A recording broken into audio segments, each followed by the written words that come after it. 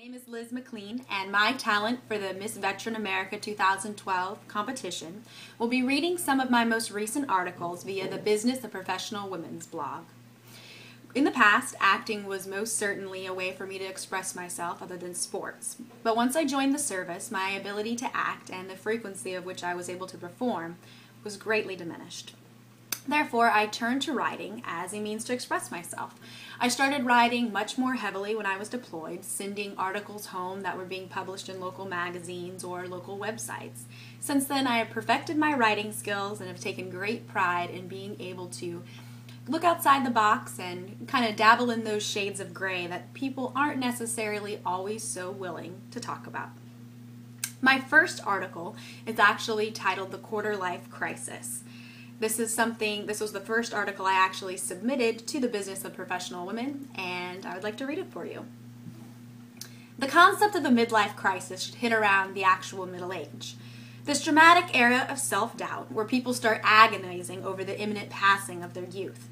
Stereotyping, of course, is what I like to call the Peg Bundy syndrome. Age 55, suddenly transitioning to leopard print leggings, spiked high heels, big hair, and ruby red lipstick, all in search of the undefined dream or goal.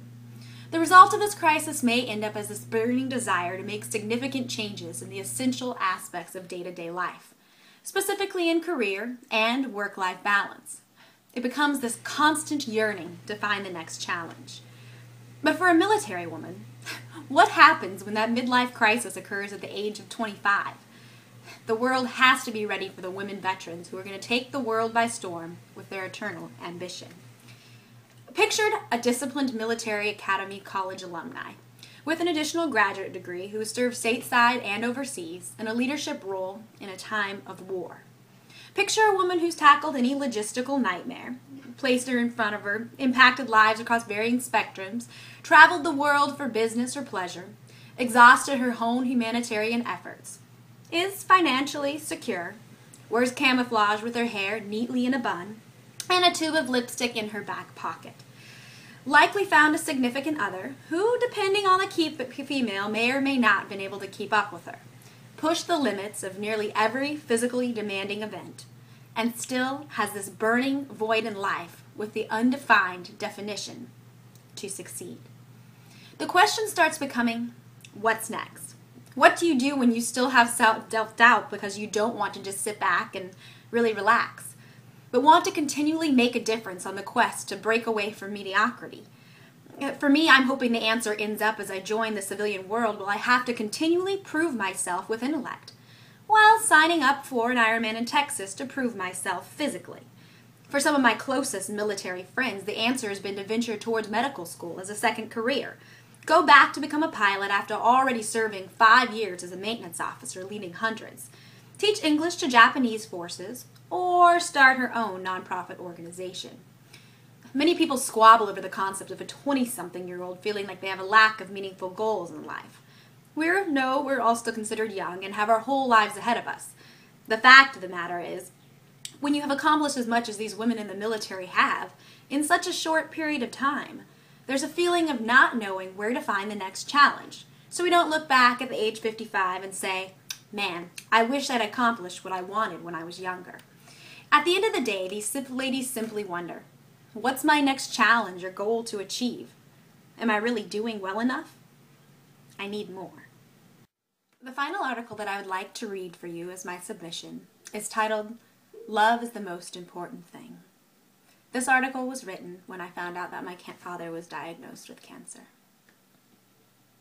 In my past articles, I've talked about my drive toward this ambiguous definition of success, the constant quest for new motivation.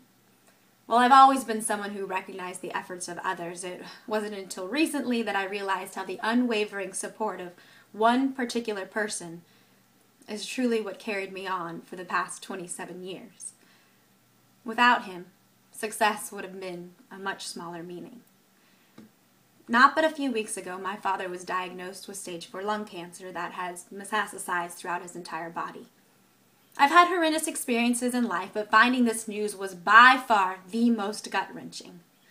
Much like the opening stanza to Emerson Concord's hymn, it was a devastating shotgun diagnosis heard around the entire world.